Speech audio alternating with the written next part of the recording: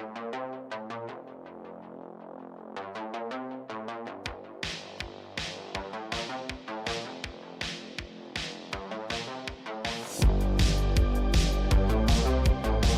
everybody, welcome back to the Pixelists podcast, the podcast about all the nerdy things we love and enjoy. I'm Will, that's Blake. Today we're here to talk about some Critical Role. How you doing, man? Doing good. It's the best way to record Critical Role discussions when it's on actual Critical Role day. That's right. And that's where we are today. It is Thursday. The episode goes live in about 4 hours. So here we are. Just in time. You know, we got perfect Pixelist content to tide you over right until the episode drops. So I wish we could say that we're like, I don't know why I chose to hydrate. I like that right dramatic mid-drink pause there. That was very parched all of a sudden. And then I was like, as I was taking the water, I had like this nervous realization of like, oh, what am I doing right now? We'll edit this part out. That's so amazing. Anyway, what were we talking about? What was going on? You said, I like how, and then you paused for the drinking. And then you never said anything.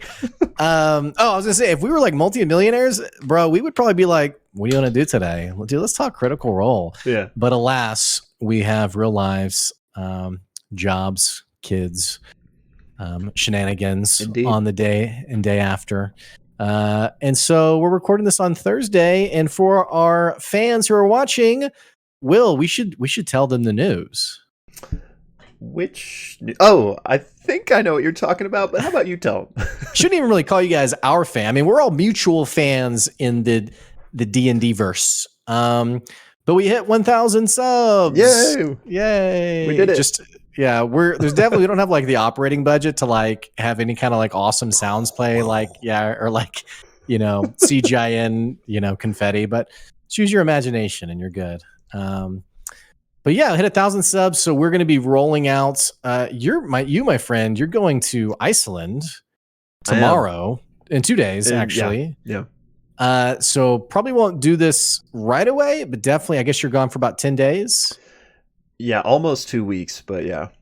Okay, yeah. So on the morrow, once you return, we will do that giveaway. It'll be for a copy of Tal'Dorei Reborn, a dice set, and then I'm going to throw in a big one. Oh, I'm going to throw in a 1-year subscription to Dimension 20's Dropout TV.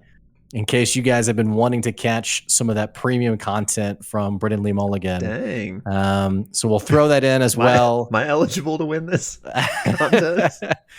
Hang on. All of a sudden, I just had like this, wait a second, how much is it for a year? Because I think it's $5 a month. $300. I'm pretty sure. Hang on, let's see here. Before I commit to this. But yeah, we're good. Oh. Okay, we're good. Yeah. Just all of a sudden, I just had this sudden thought of like, wait, what if it's like $500? But yeah, I will throw in a 1-year subscription for Dropout.tv, where you can catch Dimension 20 and other Brendan Lee Mulligan content, which we on the channel, we really loved Calamity.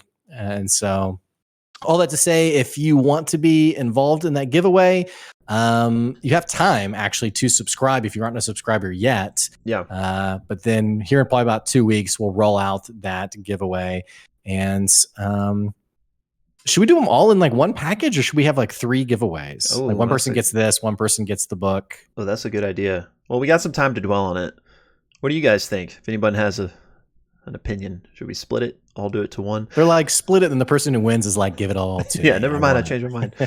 But yeah, so apologies for going out of town right when we hit 1K, but at least this will give us some time to work out the details. How dare you for going on vacation? I know. A long time coming. We had this planned pre-COVID, so it was like 2.5 years ago that this was supposed to happen. That's crazy. But yeah, if anybody that listens to this podcast or watches this is familiar with Iceland, hit me in the comments with some suggestions of what to do there. If we have like an Iceland aficionado, first of all, hats off to you, but definitely let us know the spots that will. Are you going to do any vlogging when you're there? I don't know what the cell service is going to be like, but assuming I have service and some sort of plan, I'm going to like probably try to live stream like if we're at somewhere really nice, but I imagine there's probably not going to be great service, but who knows? Okay, cool. We'll see. Well, having said that, are we ready to rock? I think so. So, yeah. Thanks again just for everyone that has subscribed, and for those of you that aren't, you got a couple weeks to still be eligible. You can always subscribe then unsubscribe after the giveaway. Yeah. I wouldn't hold it against you. I will though. But yeah, so I guess let's dive into it. If you're new to us, by the way, we're the Pixelists. We talk a lot of Critical Role, and what we like to do is a brief recap, if you'll allow me to use the word brief, before each episode, before we dive into the discussion and the theory crafting portion of the podcast. And we actually cut that recap out and host it separately on YouTube for your recap convenience. So if you find yourself on that video, check down in the description box or the comments for the link to the full podcast. And struggled through that. I feel like I haven't said that blurb in a while. Anyway, but yeah. So without further ado, though, let us jump into the recap of episode 30 of Campaign 3 of Critical Role, Reunion and Revelation. Okay, so the episode picks up with the party traveling across the Hellcatch Valley and their two crawlers headed toward the Callaway layaway. They eventually come up to this like large ravine and are using a narrow bridge to make their way across it. And another crawler coming from the opposite direction is like speeding toward them. They get out of the way and they notice the driver as they quickly pass has like this red streak beneath one of his eyes. And F.C.G notes that to denote a member of this Ruiner gang, the Fist of the Ruiner faction.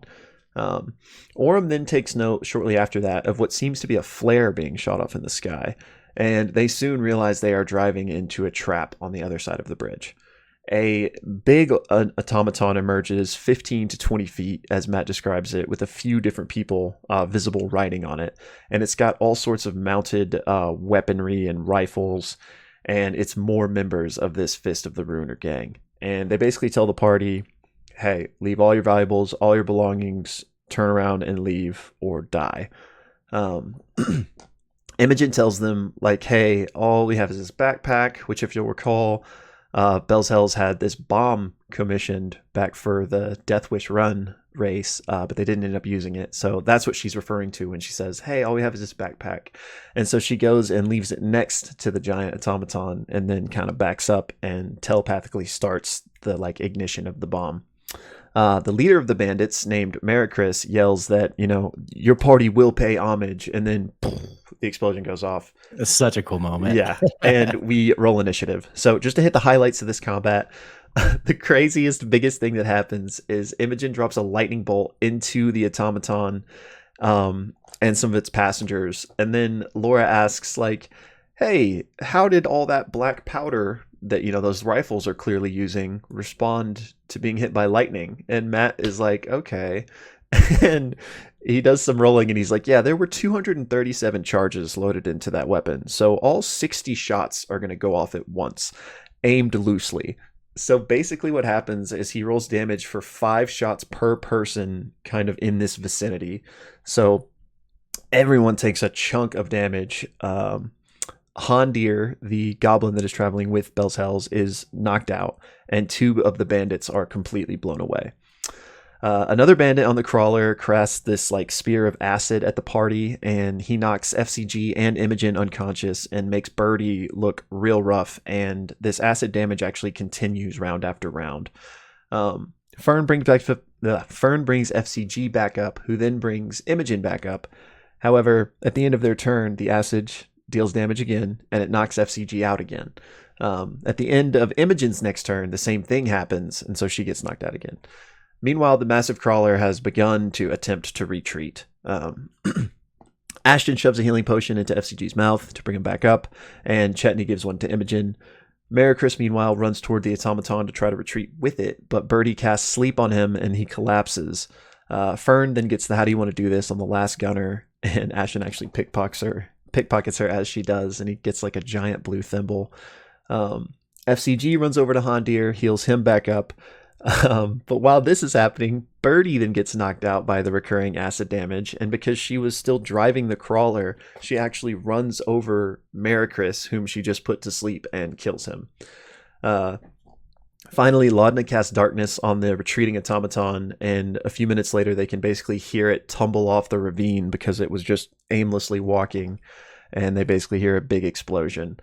Um, the party then kind of recovers from this, and Orem makes a history check on these Fist of the Ruiners gang, and he finds out that Marquette was once this lush jungle land, and the Ruiner was this betrayer god that attempted to destroy the entire continent, but was thwarted by a heroic sacrifice. They get about 420 gold pieces of loot and a couple of like large carbine rifles.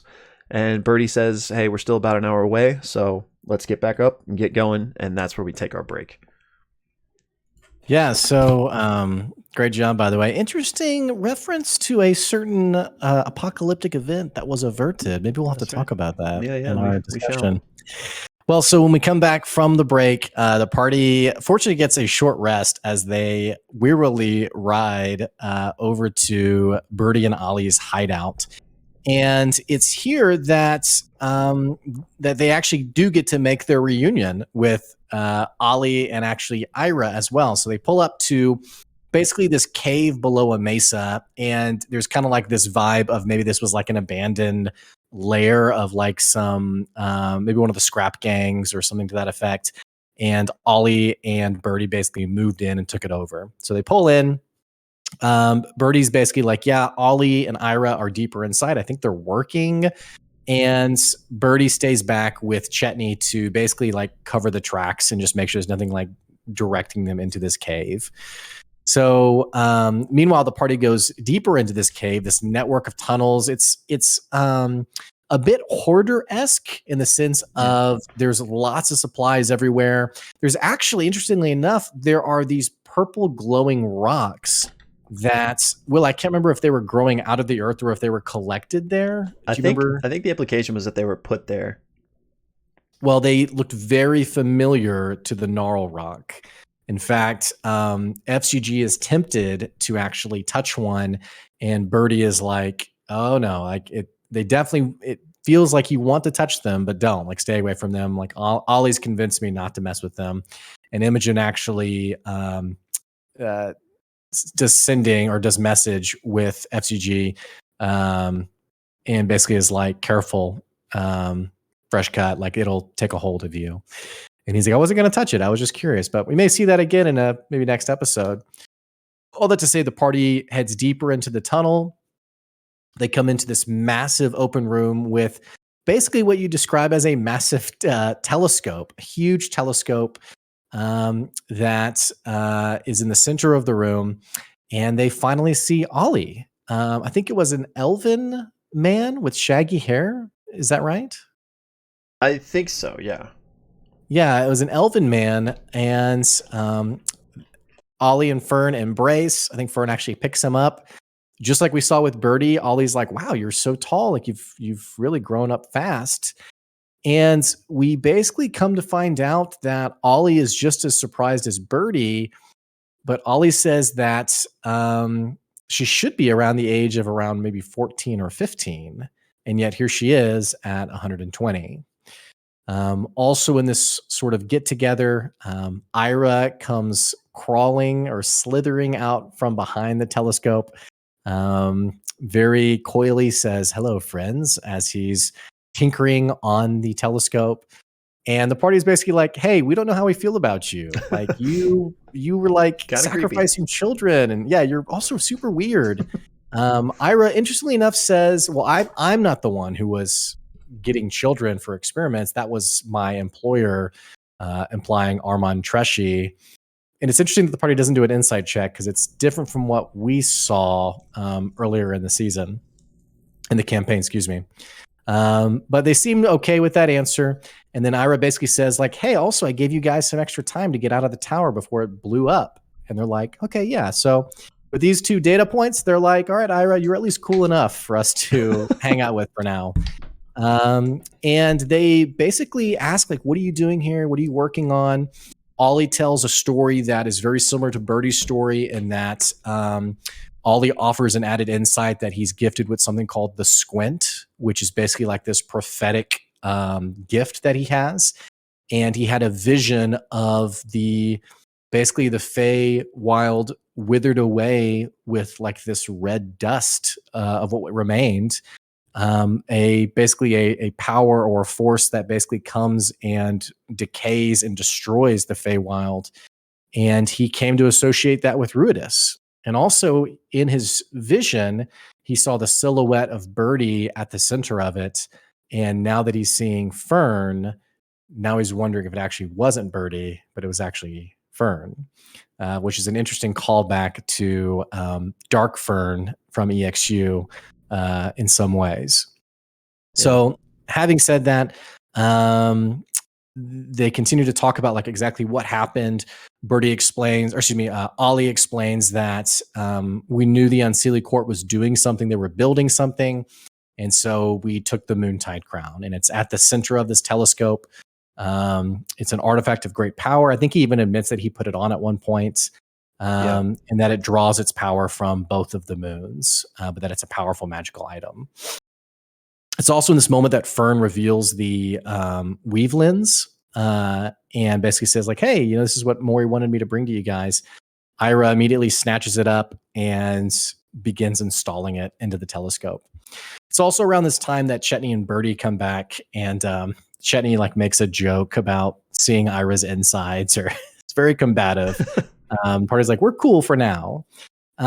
Something interesting though, we saw Chetney in a previous episode call out basically Erika Ishii's character as some holes in their story. Does the same thing here with Ollie and Birdie, and basically is like, oh, so you guys just saw this machine and you decided to take it, and like that's it.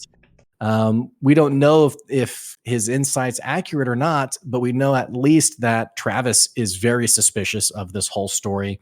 And Birdie and Ollie seem fairly naive about the whole thing. They're like, or rather casual of like, yeah, this is just what happened. So there is an added detail that happens where the party's asking more about the age discrepancy, and Birdie and Ollie basically talk about Morgan and how Morgan's domain, like people don't trespass her. Like she's a powerful witch. I think they even maybe mention her as a hag at one point.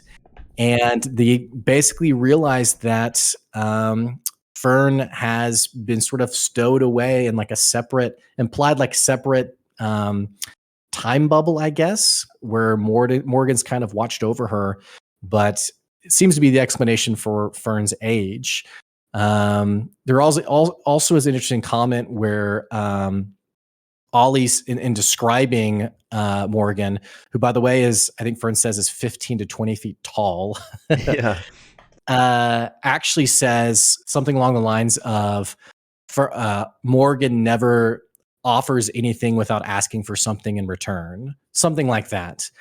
And it's right after they're talking about receiving the weave lens, and Fern has this light bulb moment and says, so am I what you offered to get the weave lens?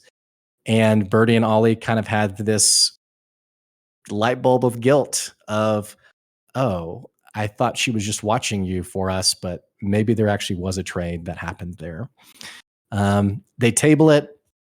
Ira actually pulls Laudna to the eye of the telescope, and actually shows Laudna this weaving mystical energy above the mesa, which he describes as a ley line, and actually points the telescope to a position over a dark jungle where 3 ley lines are seemingly coming together at a nexus point.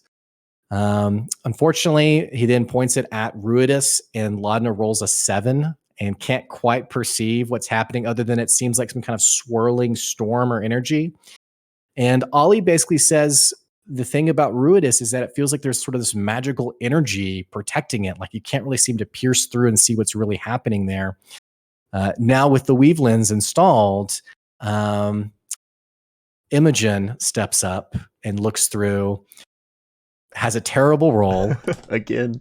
Orem steps up and rolls maybe like a 25 or something. It was crazy high.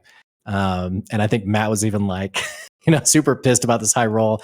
And Orem was like, I'm just going to keep bringing it up as this campaign goes on. But has this cool moment where he grabs Imogen, pulls her in to look through the telescope, and piercing through this red swirling storm is a glint in the image. She peers closer, and there she sees on Ruidus a city in the storm. And that's where this episode ended. Episode 30 of Campaign 3 of Critical Role, Reunion and Revelation. Say what? Yep. So if you're checking out just the recap, you can click the link to get our full discussion. And heck, we want to know what you think of this crazy twist ending. Having said that, Will, let's dive in. Yeah, dude, what an episode, especially just the whole ending sequence. I actually saw a Twitter thread today as I was just browsing of somebody made a quick thread kind of breaking down the expertise of how Matt hit all those story beats at the end, leading into one another perfectly. I'll link it to you. I'll have to find it. Yeah. But that's hard to do as a DM, by the way. Yeah. As a DM, and I know you and I have talked about doing a separate DM series. I think you're a phenomenal DM, having played with you before. But I know in terms of world, I think you and I are probably a lot alike in that I really love to world build with my players. And, they're probably please just end a story thread. But you do feel sometimes I think of a bowl of spaghetti noodles that you've dumped on a table. And it's there's all these story beats that you want to have these cool moments with. So I don't know the Twitter thread you're referring to, but I agree with you in that Matt, both here and in general, masterfully does such a great job of, and I think this ties the analogy perfectly together. Tying spaghetti noodles together can feel really challenging, and he did such a great job of bringing things together. Yeah, and just the way he perfectly transitioned moments, because there's a lot of tension build up at the end here. One, because Ira is there. Two, because there's this big mystery about what really is happening with Fern and the age difference and all this thing, and it's kind of this tension's building up, leading to that moment of the realization from Ollie and Birdie that oh, did we trade our daughter? But before there's even a moment for that to breathe, it's Ira, I've finished installing the weave lens, come look, and leading straight into the building tension. And it's I don't know the concept, what you call it, but it's I can't even describe it without it sounding stupid of yes, that's exactly what I just said. But I guess what I'm trying to say is rather than having one moment constantly driving the stakes higher and higher, Ira does this, then Ira says that, then Ira does this, and trying to I guess constraining it to one individual. I like how he allows these other scenes, if you will, that are happening in the same space, collaboratively build the stakes of these final, 25, 30 minutes. Yeah, for sure. Just, I guess he's pretty good at the whole DM thing after all. He's right. But yeah, so I just wanted to say that really quick. But yeah, loved the episode. Especially the second half. I mean, combat's always fun, especially with the craziness that happened with Laura almost killing everyone. But especially that second half, I really enjoyed. Yeah, I did too. I thought it was a great episode. Definitely these last two episodes have given some direction to the story, in the sense of there has been a little bit of a lull. I think we've talked a little bit about it, and so it's definitely sort of revitalized. And it actually, you kind of wonder where do we go from here? Now we're all wondering what is this city on Ruidus? It's going to be hard now to go back to hijinks, if that would even happen. But I'm really excited for tonight. That's what I'll say. Is picking up where this previous episode let off, and they have Hondir there as well. So you have the person, the goblin with the brains, who can hopefully shine some light on what might be happening here. Yeah, I agree. It is interesting to see where goes from here, because I mean, it seems like, and obviously anything's possible, but it seems like Ruidus is the end game of the whole campaign. It feels like whatever's happening there feels like final boss type stuff. But we're so early in the campaign that surely we're not Right. launching straight into that right now. So what I'm wondering is maybe like this current arc is going to lead to a climactic moment of the prison opening. You know, we haven't really talked about this yet, but like the lattice weave that's protecting her, whatever, that Right. kind of basically blowing open, and that being some sort of event in and of itself. But then whatever that, the domino effect of that will later in the campaign lead to the big bad. So I think there's kind of like a mini Ruidus arc that we could have in the immediate future, but overall it's still going to probably encompass the whole campaign for my Yeah, I money. think I think this month timeline we have till the apogee solstice, that will be the opening of this gate, this Yeah, barrier of some kind. agreed. And maybe the ley lines being pointed at it or something, and it, creates a road, so to speak. Yeah, it definitely feels like the major arc's going to be at opening. Yeah. And then all hell breaks loose and they have to figure out how to put the genie back in the bottle. Yeah. So, or maybe they don't. And like Exandria as we know it totally changes. I don't know. Yeah, I mean, I feel like it won't be a genie you can put back in the bottle, honestly. Maybe, I mean, maybe they re-imprison it or something, but maybe just they have to eliminate whatever it is once and for all. But if the gods couldn't eliminate it, I don't know how they expect to.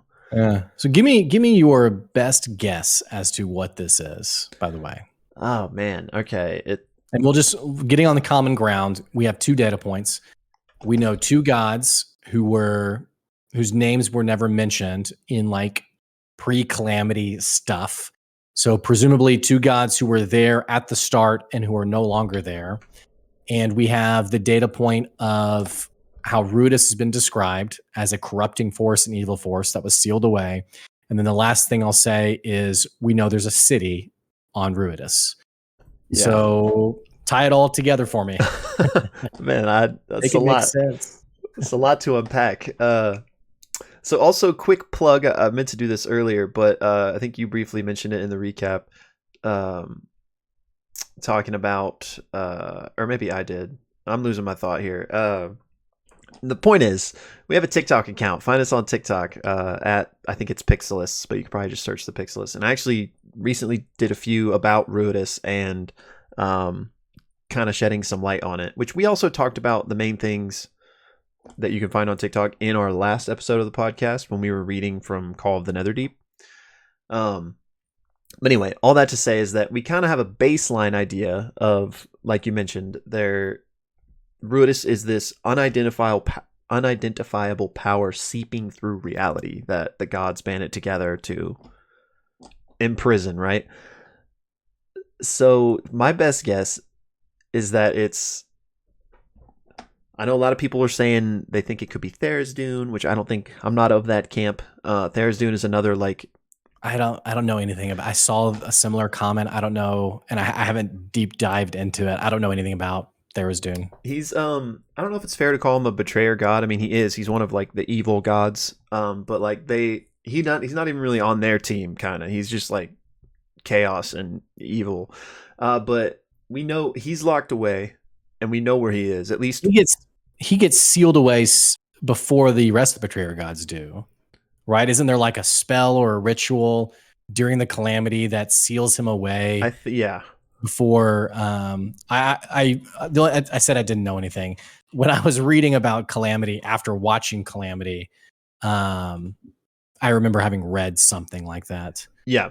So yeah, and I off the top of my head I can't remember, but like we know where that prison is, and it's not Ruidus. So unless that's just misinformation, and in actuality he's on Ruidus, I don't think it's Tharizdun. But so my best guess though is that it's some other entity, not one of the deities. Is it the same level as the Luxon? I don't know. The word alien is used a lot when it is described in Call of the Netherdeep.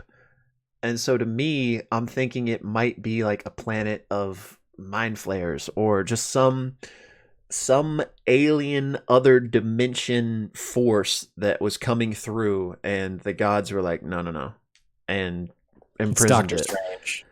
Yeah. Definitely Doctor Strange. That's what I'm going with. Yeah, I have a couple of theories. One, since it's a city, to me that implies followers of this god, or at least. So I'll give you like my weaker theory first, and then what I think it might be.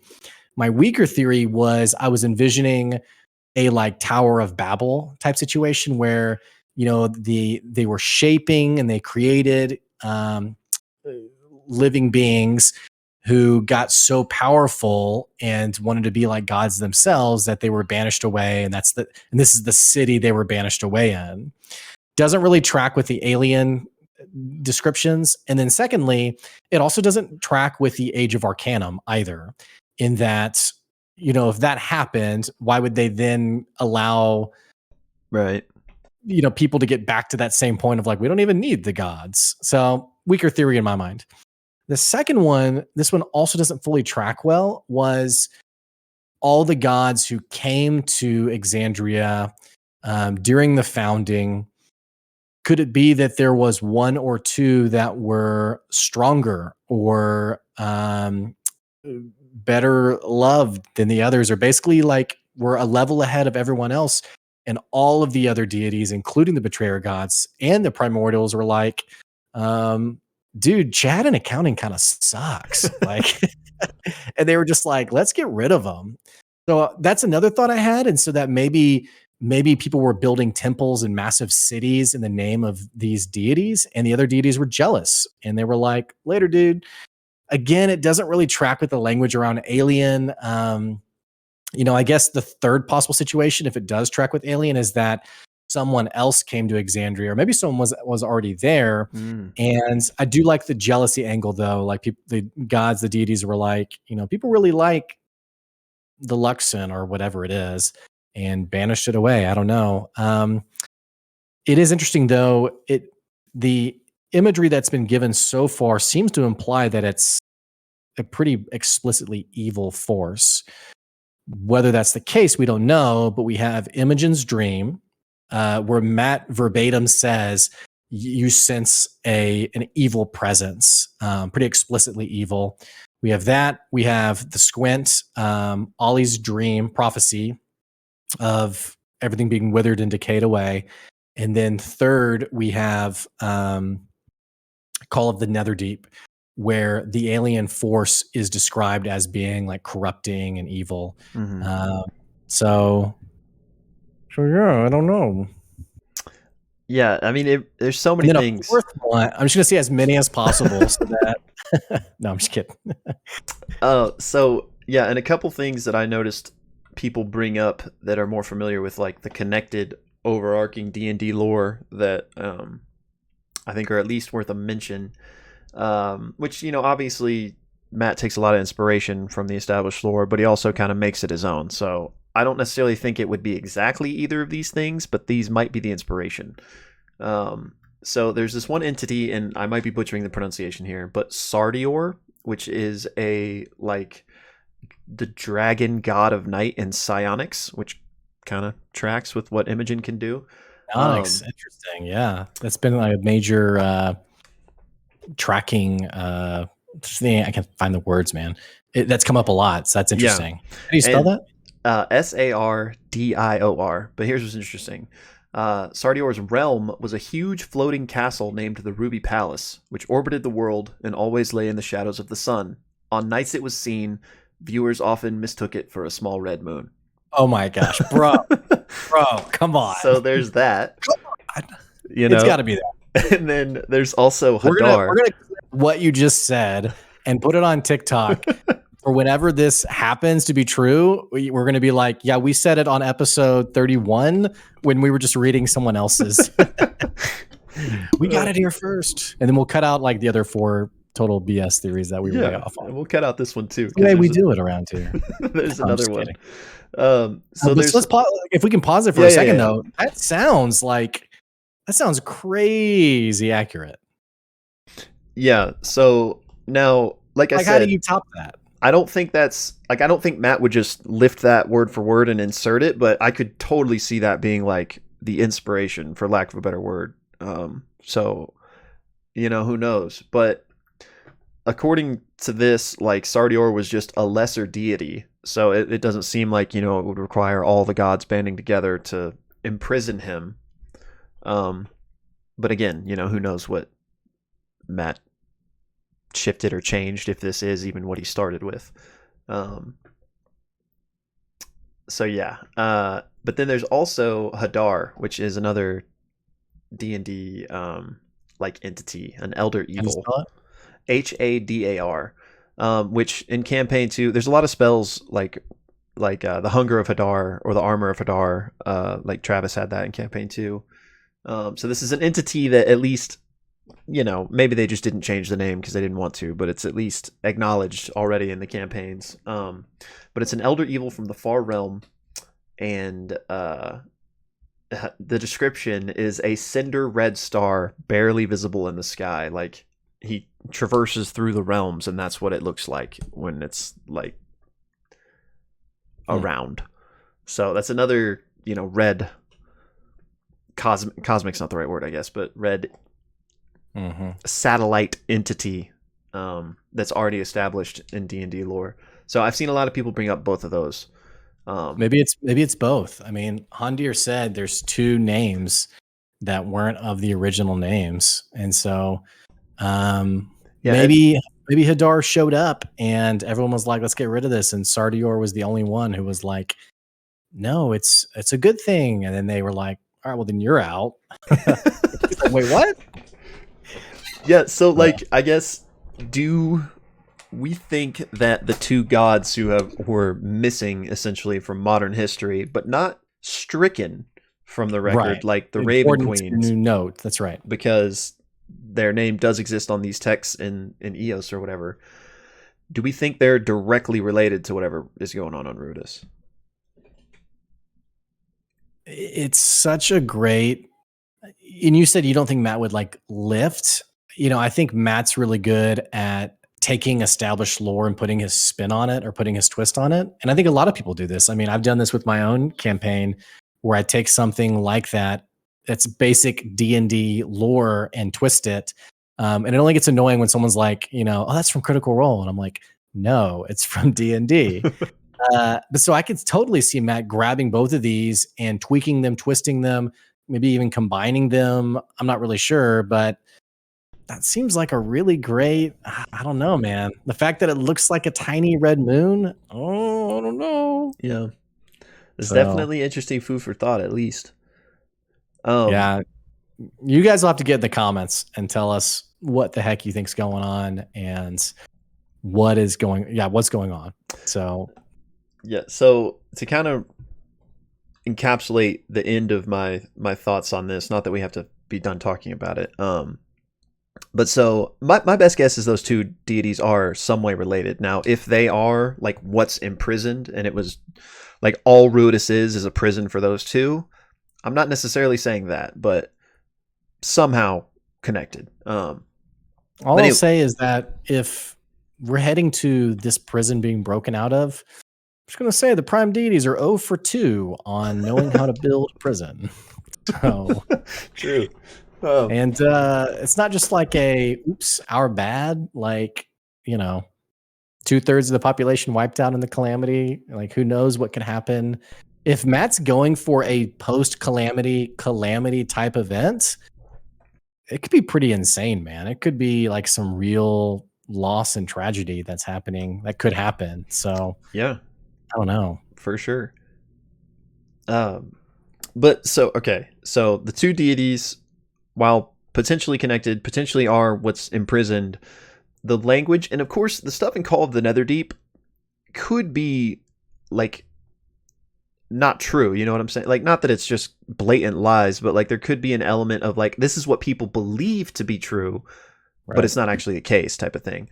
But according to that, it does say alien energy that the gods banded together to banish. So to me, that language doesn't make it seem like two of the deities were excommunicated and banished, like maybe they were like, maybe they, what's the word, defected from the rest of the deities and were like siding with Right. this alien energy, and so that's why they were forgotten.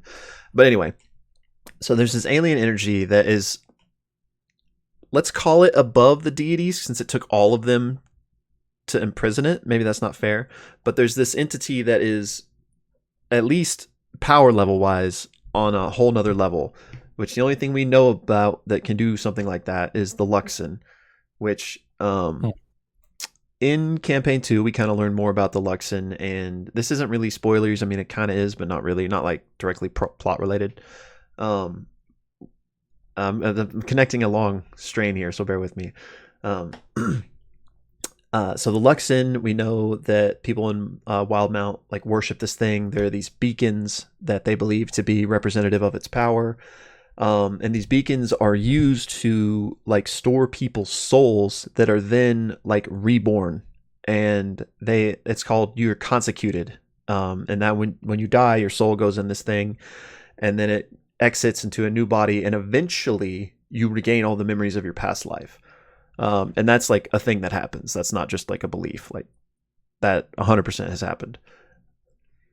Ruidus born people, this Ruidus, whatever it is, can affect people when they're born. They become Ruidus born. It twists their fate and stuff. I'm wondering if there's some sort of interesting parallel here where Ruidus born people are kind of consecuted their version, and we know there's a city on it. Is it somehow able to like leak through this prison and like imbue souls into people on Exandria that are Ruidus born, and at some point they like awaken and it's their job to like ultimately free Ruidus? All right, so let's just recap this again. So when someone's consecuted, is this a made up word? I don't know When if Matt made it up, someone's but consecuted, their soul goes into a box, you said? into a beacon, which we've talked about them briefly. There was a fake one in that museum, All right, into a beacon. Mm-hmm. And then Very powerful. What happens when they're in the beacon, by the way? They're just like, they're just chilling. Yeah. All right, let's start from the top. Okay. When you're consecuted and you die, your soul goes into the beacon. If there's a beacon nearby. If there's a beacon nearby. Yeah. Eventually, after however many years, your soul will re-enter a new body, right, and you will be reborn. Mm-hmm.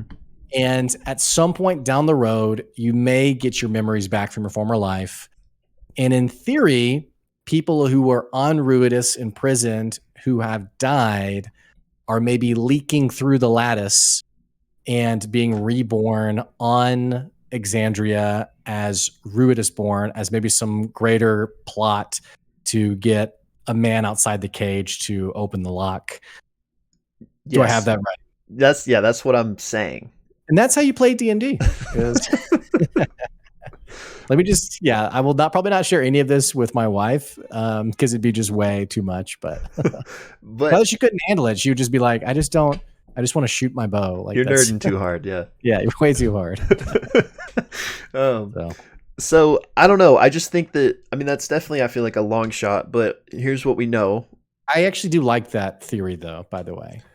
Because, again, not that whatever Ruidus is the antithesis to the Luxon, but it would make sense since it's seemingly stronger than the deities as we know them.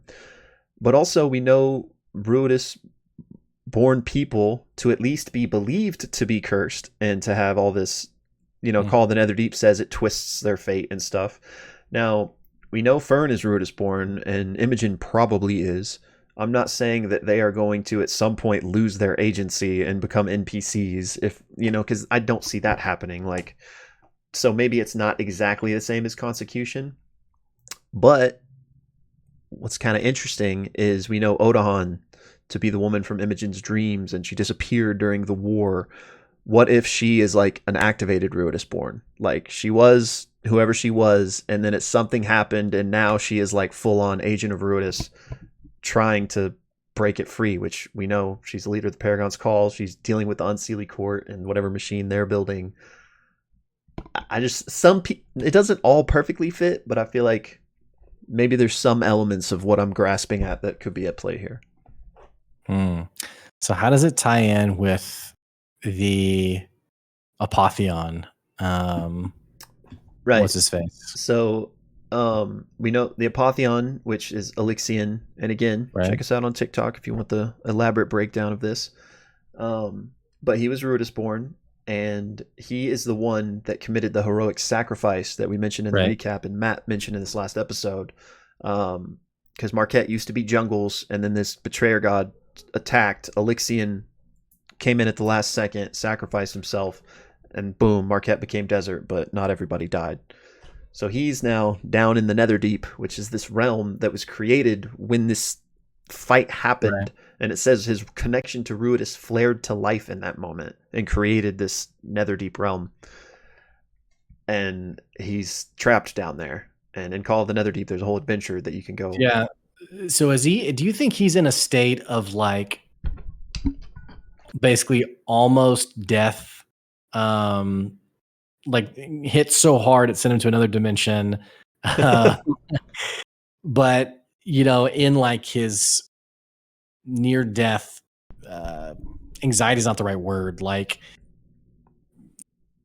gone mad, I guess. Do you think that's allowed him to, because I'm trying to figure out like if we're acknowledging that Ruidus has sentience of some kind, what is that sentience trying to do with Elixion? And so I'm trying to think, did Elixion in a moment of destruction call out to Ruidus and basically say like, spare me, or, I don't know. Like, I'm just trying to think like the possibilities of him being in the Netherdeep, creating the Netherdeep really, and in a state of seemingly insanity, and tragic emotions of just what's all happened. I don't know. Like, what's your thought process there? I mean, my thought process is that whatever Ruidus is doing with these Ruidus-born people is ultimately to free itself. Like, it might be millennia-long domino chains here of what it's trying to accomplish, but it's something, right? So for Elixion in particular, maybe his purpose was to create the Netherdeep. And diving a bit more deep into what we learned in that book is that he is trapped there, and he's like tormented basically because he's trapped and he lost and is alone, and like he's like twisted this realm to be like this realm of sadness and despair, and this new element appeared, this red stone that they call Ruidium, which, similar to the Null Rock, is said to like corrupt and stuff those who it touches. So maybe Ruidus's plan with him was to create the Netherdeep and to create Ruidium that is going to spread out through Exandria, maybe corrupt more people and get more agents to its. Yeah. Okay, I like that. That's a nice tie-in for me, for sure.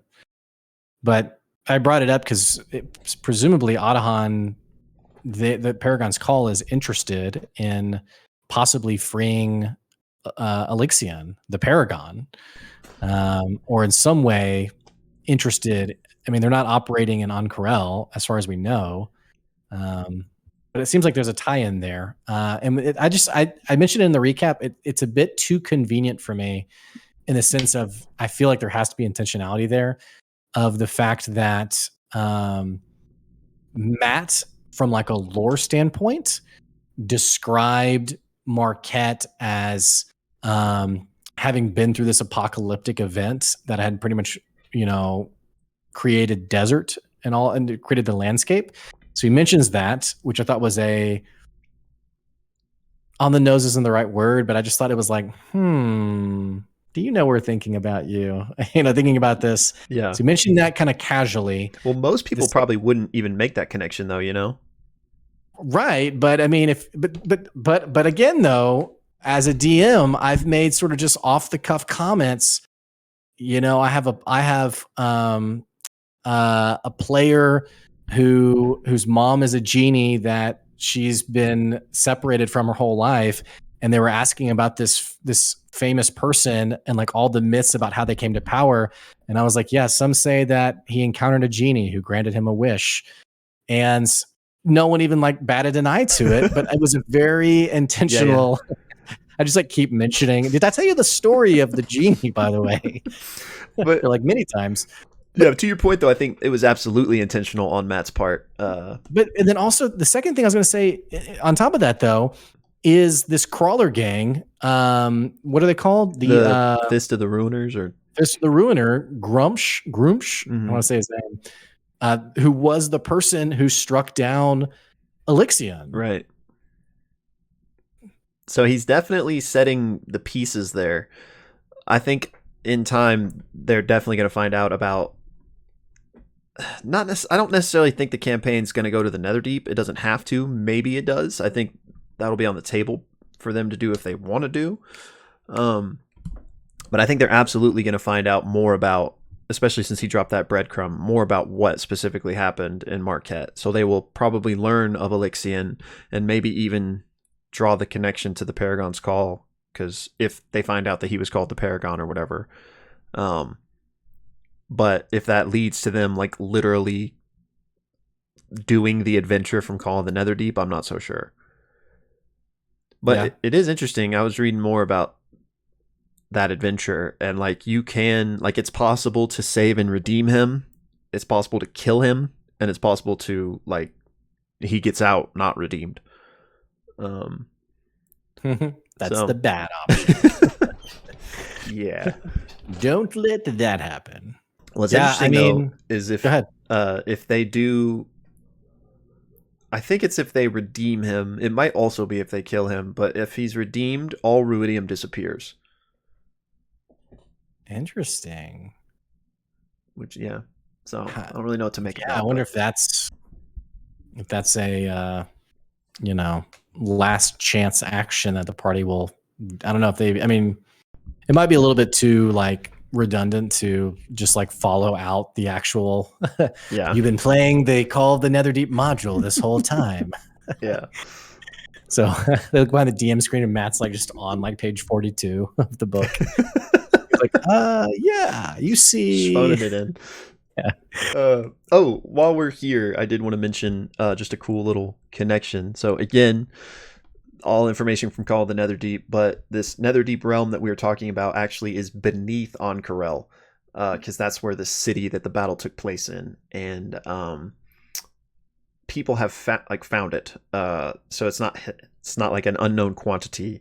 Matt even. I was talking to you about this the other day. There's a moment in campaign 1 where Matt describes like this excavation site. So they had, I don't know the timeline of when they found it, but at this point in campaign 3, that's at least some people have known about it for many years, a couple decades even. Anyway, this group called the Allegiance of Allsight are the people that like were researching it. They're like this group of academics in Ank'Harel. And the current leader of the Allegiance of Allsight is Grease Alakritos, the character that we met at the ball in Drusar that introduces Chetney to Ajit Dial or whatever. Bro. And they were looting his office. Or his room. Yeah, remember? I forgot about that. Oh, crap. That's totally connected, right? Because it was the Paragon's Call that were doing it. That's right.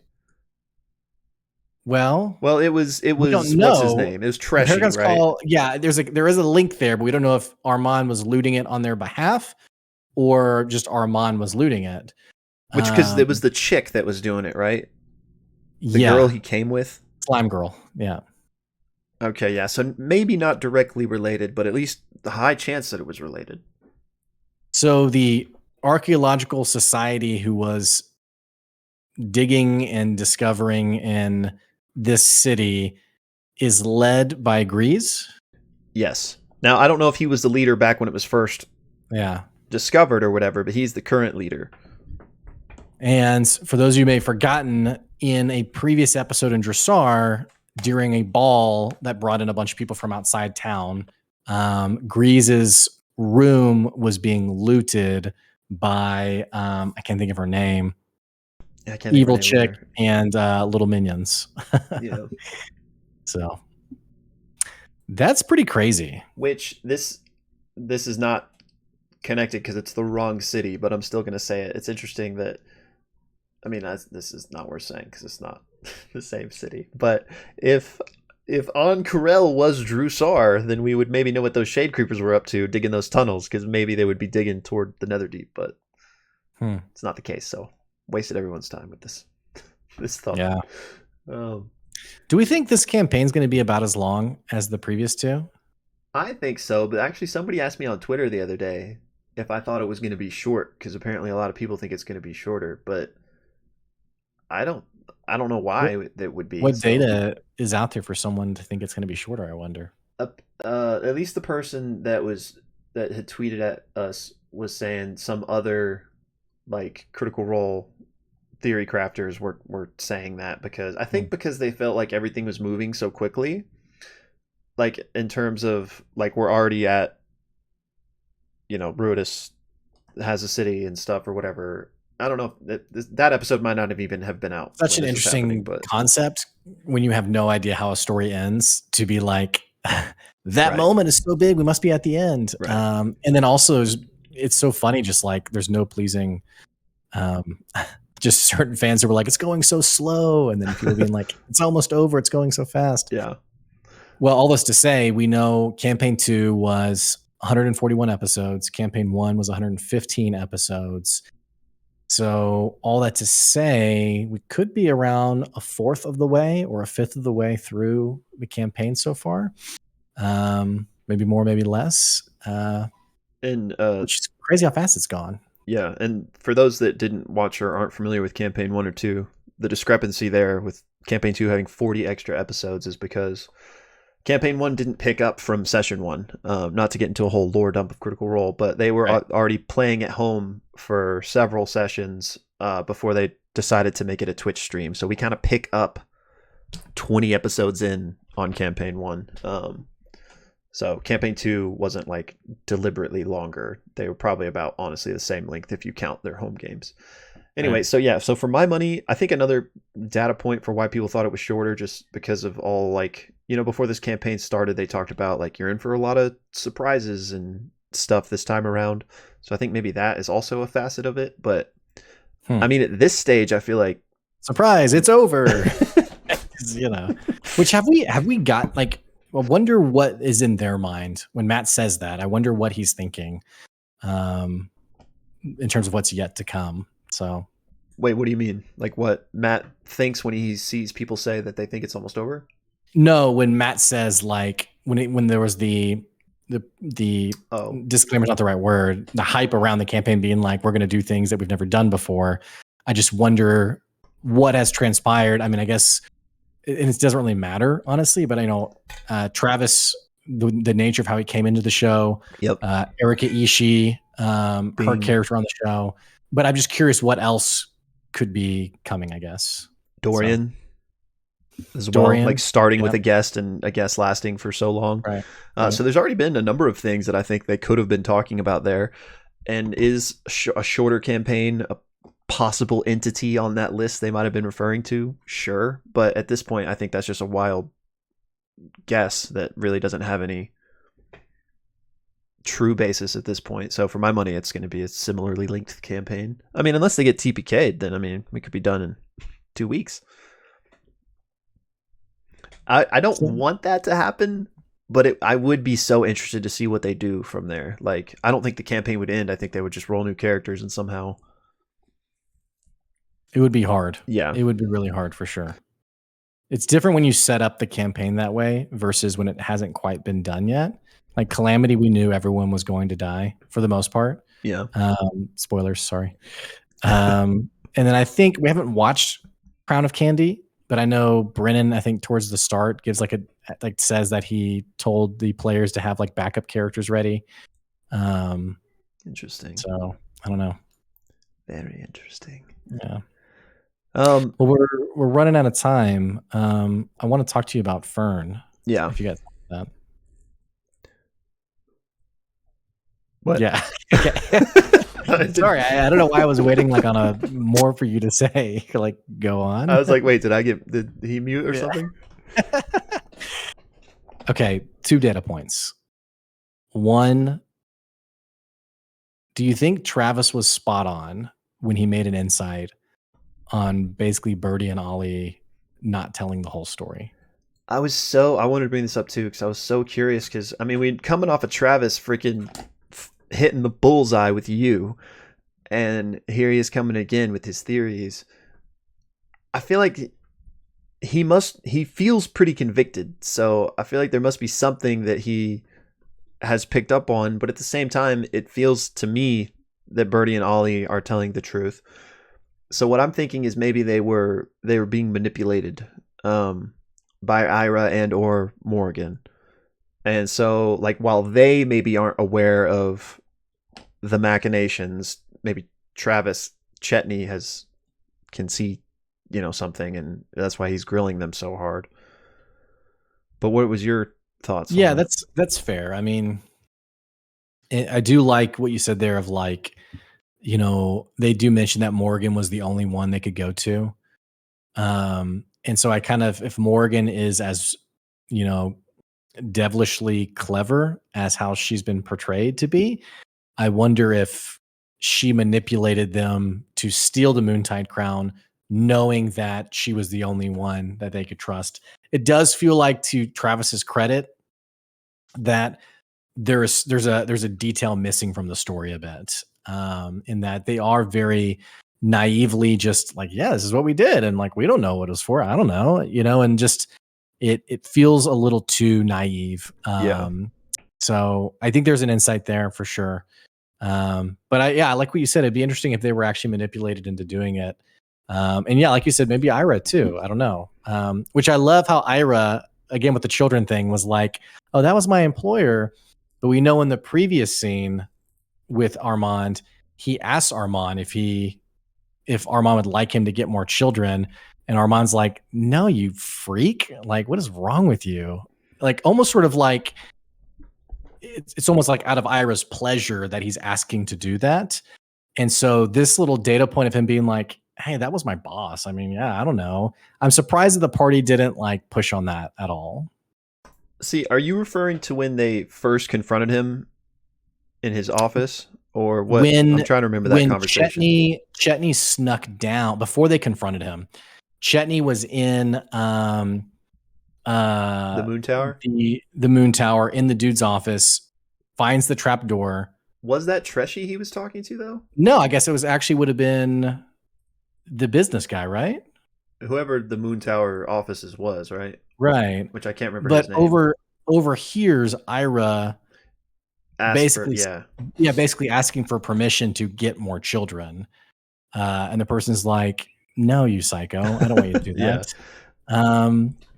So I don't know. For me, it's kind of like Ira's trying to like kind of, snuff out the fire a little bit, but you have to think about Ira's end game here. And so I'm wondering if we're heading towards like a major betrayal from Ira in some way. I don't know.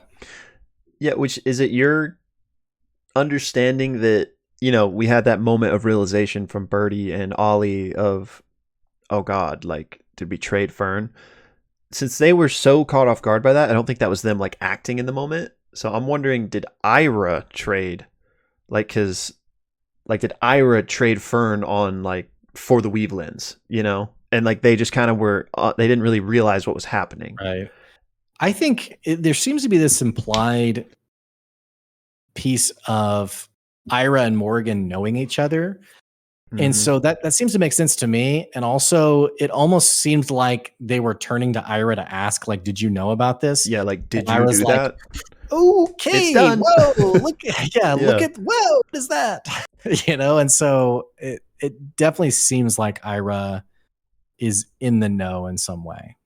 So I'm wondering if he working with Morgan or not, maybe is more involved here than he's letting on. Like, I don't know the exact timeline of when they came to him, if it was before they stole the moon crown or after, but like maybe he even set that up again with or without Morgan being in on it. I don't know, but we know that Morgan's probably a hag, if not literally a hag. She's don't know how old she is. People avoid her. She's called the Fate Stitcher. She can control time in her domain. Like, Fern is really like I don't know, like Fern isn't scared of her, like loves her. So that's the Right. interesting kind of twist here is that like was this all like a very under the table manipulative thing and Mori just like fell in love with Fern, or like that's where I'm confused is that like Fern isn't like Fern loves her, so it's not as if she's just like a pure evil entity that it's manipulating people. But I mean, I guess both things could be true. Like you could be I think they could be true. I mean, Thanos loved one of his daughters, the one that he didn't like true. horribly torture. So, yeah, I don't know. I do kind of like the theory though that perhaps Morgan and Ira, whether they were a thing or not, set some things in motion and saw an opportunity with Birdie and Ollie to basically take advantage of them and get some things done, um, as a couple of saps. I don't know. Yeah, and it is interesting that Ira doesn't really look like a typical uh, Feywilderian, and he's kind of like distorted and stuff. And we know Mori isn't either. She's 15 feet tall, and also Mhm. Fern's really tall, which neither of her parents are. They made a comment about that, like, oh, maybe Mori made me taller. So like, just what the heck is Yeah, going on? there was something like that. But they also recognize they're much younger than her. I think they said they're around 50. So Yeah, the who knows if that. timelines still didn't add up to me. Yeah, they clarified it, but it was still so clunky that I couldn't say it here. But I think they said that they expected her to be around 14 years old. Yeah, which makes no sense because she was born 7 years ago to them, right? I don't ascribe to the theory that she was born, they had the premonition, and then they swapped her. I had the understanding that she was born under the red moon. A premonition happened, whether it was that night or later. And then as time went on, they saw Ruidus, the same moon that Ollie couldn't seem to get away from, creeping through the Feywild. And that's what caused This all like to happen. going to the darkest part of the Feywild, like taking the crown, like trading off Fern. Um, I don't know if that helps or not, but that's Yeah, kind of how it makes sense in my head. that I can buy that, but then that would mean that year, like the time between when she was born and when they finally started doing things, was about 7 years. Because then they've Right. left her with Maury for 7 years. So that's like the only Right. way she could be 14. Anyway, don't need to get lost on it right now. But quick things about the Unseelie Court and stuff. We know that they are working with Odahan, and another person was described, another non-Feywildian. There's probably a better word for that. Don't butcher me. Which is described as this older elf in like blue and silver robes or something. A lot of people think this could be Ludinus Deleth, who is a character from Campaign 2. Um, very powerful, not great guy. I'm not convinced that it's him. I mean, there could be a lot of elves that wear certain color robes. It totally could be him, but I'm not. I know some people are like fully send it. That was definitely him. So that's definitely going to be interesting if it is him. But so just wanted to throw that out there really quick. He was the leader of the Cerberus Assembly. For those of you that are familiar with Campaign 2, basically just this group of extremely powerful mages. Finally, the device. I'm wondering if the device they are building, perhaps unknowingly, if they don't really know what's going, like if the Unseelie Court doesn't really understand what they're getting into, maybe they do. I wonder if the device is similar to the Astral Layrite, and its purpose is to utilize this apogee solstice to free Ruidus. Yeah, I like the connection there of didn't the Cerberus Assembly like no, I'm thinking of the Cobalt Soul. One of them like is like the library of like banned Yeah, that's books. well, not banned books, but the Cobalt Soul is like the detective monks, basically. Okay. But doesn't someone like manage like a librarium of like ancient texts that are like too powerful for like we can't let this technology get out kind of stuff? Or I is don't that know. the Cerberus Assembly? I don't know if it's exactly that, but they are like the Cobalt Soul is like librarians in a sense. Okay. What was the Cerberus Assembly? Just this powerful group of like archmages in the Dwendalian Empire, which is like the human empire. Yeah, okay. Most of the ones we've met aren't great. Kind of like power hungry, type of things without getting into too many spoilers. But yeah, Okay. this dude is But the leader. The people that think the guy that people think this might be, he was the leader of the Cerberus Assembly. Interesting. Well, I guess it doesn't make sense now. The data point I was drawing on was if there has been like discovery of like ancient texts in Vasselheim, is it possible the Cerberus Assembly has gotten their hands on it, found like the blueprints for the astral layrite, and like you said, is building something like that? Then again, it was Laren's kind of under the table project, so doesn't quite make sense. But yeah, and not that it's like literally the astral layrite, but just its purpose is to harness leyline energy, and with their goal being to free 3 Ruidus. episodes from now, Matt's like, "This is literally the astral layrite." It's the same one. Yeah. And there's Planesrider Laren, who's oh my gosh, what a connection. Yeah. Okay. All right, my friend, we are unfortunately out of time.